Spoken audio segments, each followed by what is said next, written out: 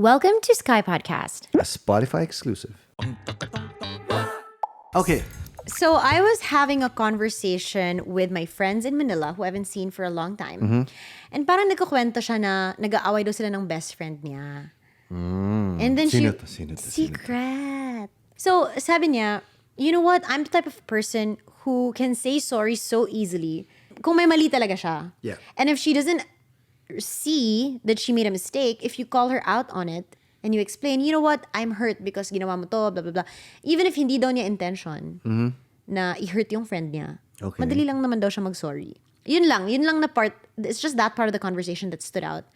And then I realized, like sometimes it's so hard for us to say sorry to our friends, even though we know it's our fault, kasi ma-pride tayo. Alam mo yun?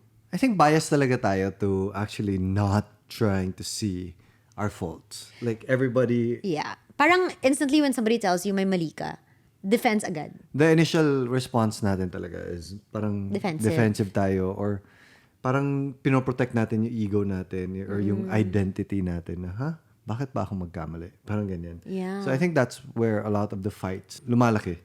Yeah, kasi eto na nga. Her friend got mad at her, blah, blah, blah. They were trying to solve it. She was trying to get her friend to see what she did wrong. Pero when the friend was being put into a corner, like, she was kind of just grasping for everything para lang hindi siya mag-sorry. Like, nag-grasp siya for, hindi, na-hurt ako dahil dito. Pero kasi ito rin. Pero ginawa mo rin to 2 years ago. Pero ganito, pero ganyan. She was just grasping na lang. Yes. Para lang hindi siya mag-sorry. Which I think happens a lot. I definitely am guilty of that, especially in the nakikita ko past palagi. relation. Oh my God, not with you. But in my past relationships, grabe, like, ganun na ganun ako. Parang, kasi, nasimulan mo na yung fight. You've started it. It's heated. Yes. Diba? You're trying to get your point across and you're trying to win the argument. Yes. And then suddenly you realize, oh shit, I'm losing. So maghahanap ka talaga ng way, ng lusot. Yes. Para hindi ka mapahiya. I remember a situation where, and I told you na you were about to talk to someone na parang dapat ka magalit sa kanya. I don't know who, I don't know the exact specifics. And sabi ko, No, it's not magalit ako, but parang I was gonna go into it with a lot of emotion. yes, parang war mode ka. Hindi naman sa war mode. Basta parang very emotional lang. Emotional siya agad. Na because I assumed that this is the situation. Diba? Parang when I went into it, I assumed na ito na talaga mangyayari. Yes. At ito na yung argument ko because I assume ito yung mangyayari. Yeah. But you told me, Parang alam mo tong Ako na situation. lang ang story. Naalala mo? Sige. I don't even know if we're talking about the same thing. Sige, go. I think I know what you're talking about. Anong sinabi ko? Okay, correct me if I'm wrong. But I Okay. feel like you told me, before anything, Yeah. ask a question first. Yes. You told me before you go in, you're just assuming that this is what happened. That person A did this because of this. Pero hindi mo siya tinanong at wala ka doon. You're just assuming. So before you go into it with a lot of emotion na mabigat, Yes. you ask first, ano ba nangyari? Kasi if you go into it automatically with the emotion and without knowing anything, possible na mapalaw ka. What's palaw in Tagalog? Parang Mapahiya mapahiya ka. ka, oo. Diba? If, kunyari, nag-drop ka na agad ng bomb. Yes. Like, I'm mad because this is what happened. Dapat hindi ganito, dapat ganyan. And then the other person says, that's not what happened. Yeah. Nahiya ka na kasi, ay, inakala defend ka mo. na lang ng defend. Oo. Kasi napahiya ka na eh. Yes. Lalo kang mag-anchor yourself na parang, ganito pala talaga. Kahit, we all have friends or parang people close to us na pag galit na sila, there's no turning back. Yeah. Kasi parang nasabi na nila eh. And this comes from my own experience with like a lot of interactions with people I work with and situations I've been in. So, ilang beses na ako napahiya whenever sabihin natin, there's an employee and I'm trying to talk to them. Bakit mo to ginawa? Ganyan. Dapat hindi to ganyan.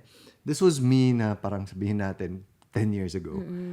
And what I realized is, number one, you're demoralizing the person. Number two, nakipag-away ka. Number three is you're not actually fixing the situation. You're just ranting. Hindi siya positive in any sort of way. So what I've learned from that is ask questions first. Bakit ka palaging nalilate? So maybe you get to understand their situation. And if anything else, sila mismo ma-introspective sila. Kasi tinanong mo sila eh. So, you're asking their brain to actually think about it. So, bakit ka palaging nalilate? If there wasn't any real reason, ako mismo, if I were the one being asked that, like parang, nga no, wala akong masabi. Yeah. Kasi, nagiinuman ako last night. So, ma-realize mo rin on your own. Yeah. Without that emotion and that friction between the Yes. two of you. Oo. Kasi kung papasok ka, tapos sasabihin mo, eto na naman, late ka na naman. Yung work mo, ganito, ganyan. Tahimik lang yung other person. Tahimik lang siya, naiinsulto siya, na-hurt siya, nagalit siya sa'yo. Tapos yung ending, parang hindi mo, baka may reason talaga siya kung bakit siya nalilate, di ba? Yes. Like, baka yung timing ng commute or baka there's Yes. someone sick in the house or whatever. Oh, there's instances talaga na parang there's this one employee that I work with and sabi ko, bakit ka palaging nalilate?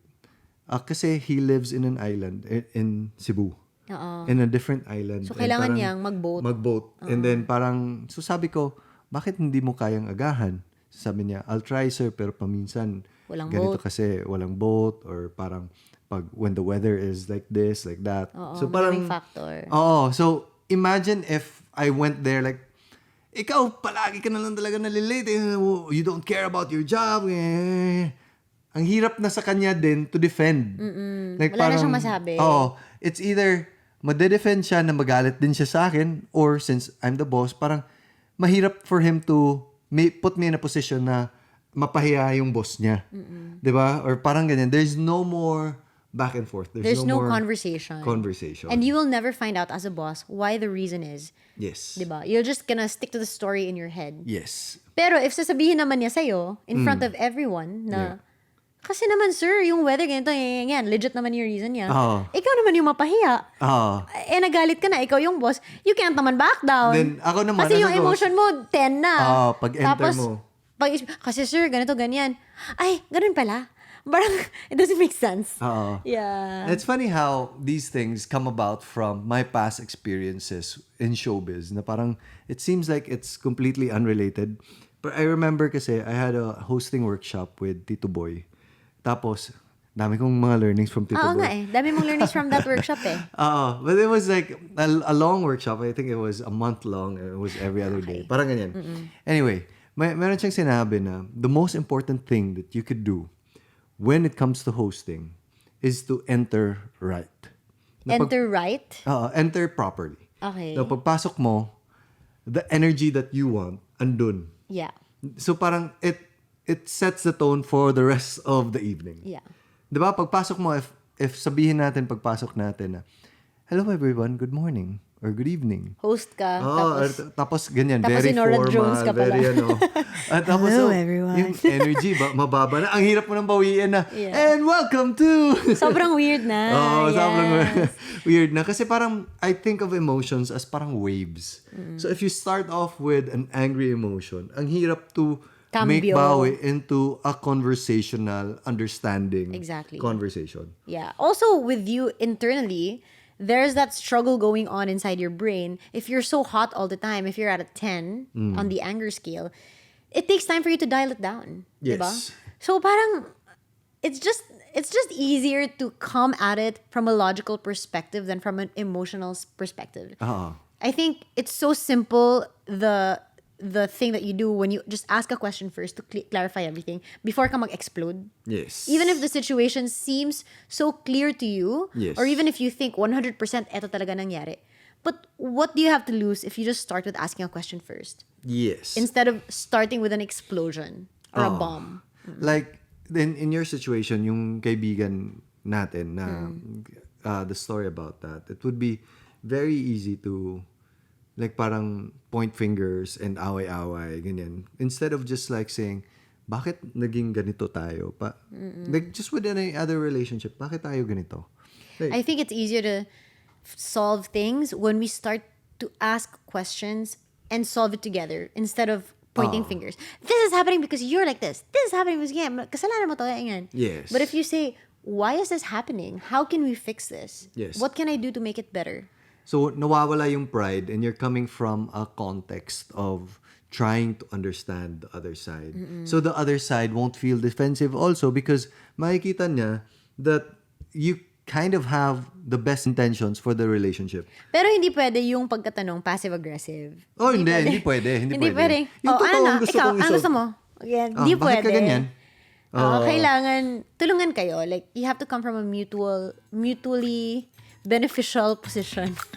If you guys want to hear the full episode, you can Check us out on Spotify. Spotify.